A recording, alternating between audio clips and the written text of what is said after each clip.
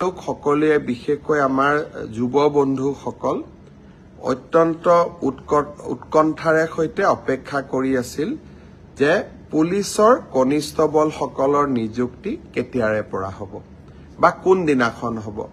মই য'তে মিটিঙলৈকে যাওঁ তাতেই মোক সোধে যে মামা আমি পুলিচৰ ইণ্টাৰভিউ পাছ কৰিলো, আমি এপইণ্টমেণ্ট লেটাৰ কেতিয়া পাম।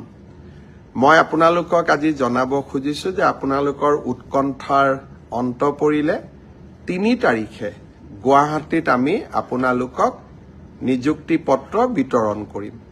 যিসকলে পুলিচ কনিষ্টবল বা কামাণ্ডো AB UB SI যিসকলে পৰীক্ষাত উত্তীৰ্ণ হৈছিলে সকলোকে আমি ৩ তাৰিখে নিযুক্তি পত্ৰ দিম।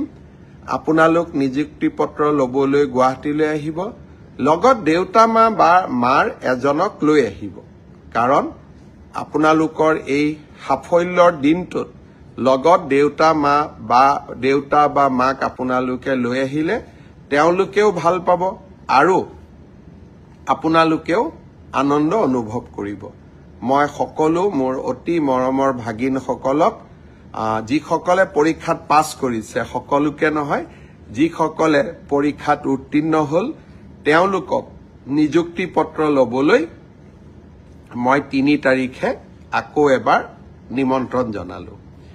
এতিয়া সকলোৱে ভাবিব যে মই ADREত পৰীক্ষাত পাছ কৰি আছো, মই হেলথত পাছ কৰিছো, এগ্ৰিকালচাৰত মই পাছ কৰি আছো, আমাৰ নিযুক্তি পত্ৰ কেতিয়া পাম।